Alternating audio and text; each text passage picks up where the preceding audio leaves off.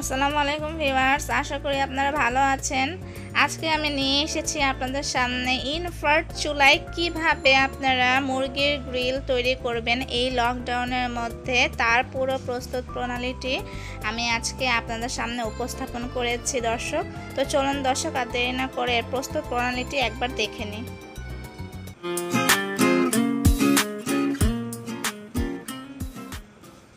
এখানে প্রথমে আমি একটি হাঁড়িতে 1.5 কেজির সমপরিমাণে একটি বড় মুরগি নিয়ে নিয়েছি। এখন এতে ম্যারিনেশন করার জন্য সবগুলো উপাদান একে একে আমি দিয়ে দিচ্ছি।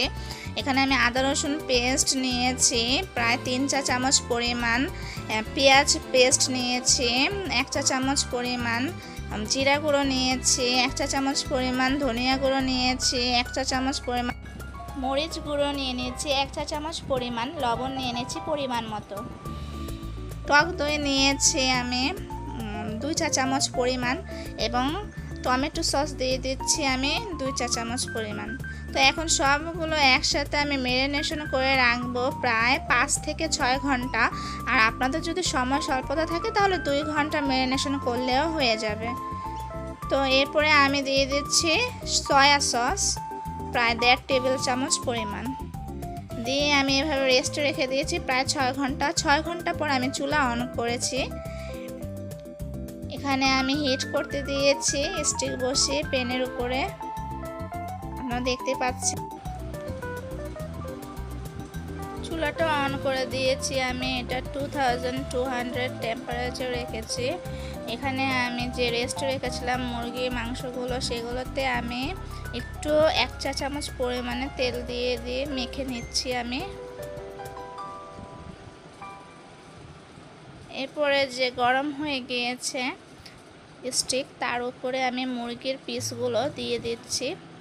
এখানে আমি প্যানটা ইউজ করেছি কারণ এখানে রস পড়তে পারে, এর জন্য আমি নিচে প্যান ইউজ করেছি যাতে চুলার কোনো ক্ষতি না হয়। মাংসের পিসগুলো একে একে দিয়ে দিয়েছি আমি।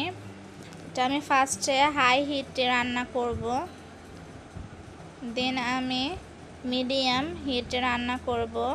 এটা যেহেতু গ্রিল করছি তাই একটু সময় সাপেক্ষ ব্যাপার, তাই একটু সময়ের সাথে আমি এটা করে নিচ্ছি। এরপরে আমি দিয়ে দিচ্ছি চিলি সস করে রেখেছিলাম আমি, তা আমি একটু তেল দিয়ে জাস্ট মিক্সড করে নিয়েছি। এটাই আমি এখানে দিয়ে দিচ্ছি মুরগির গায়ে। এবং এটা যেহেতু অবশ্যই আমি 5 থেকে 6 ঘন্টা আমি ম্যারিনেশন করে রেখেছি, তাই এটার ভিতরে অবশ্যই মশলা ভালো মতন অ্যাড হয়েছে ভিতরে মুরগির গায়ে। তারপরে উপরে আবার একটু সস এবং তেল ব্রাশ করে দিচ্ছি। এটা গ্রিল হতে সাহায্য করবে ভালো মতো এবং একটা ফ্লেভারও দিবে। এই পিঠ হয়ে গেলে আমি অপর পিঠ এখন উল্টিয়ে দিব। দেখতে পাচ্ছেন দর্শক কি সুন্দর হয়ে গিয়েছে আমার বারবিকিউ গ্রিল করা। এগুলো দেখতে অনেক সুন্দর হয়েছে এবং খেতেও খুবই মজা হয়েছে। এটা খুবই কালারটাও আমি যেটা চেয়েছিলাম সেটা এসেছে। এটা চাইলে আপনারা রুটি দিয়েও সার্ভ করতে পারেন, এছাড়াও আপনারা পোলাও অথবা ভাত দিয়েও এটা সার্ভ করতে পারেন। সবাইকে ধন্যবাদ।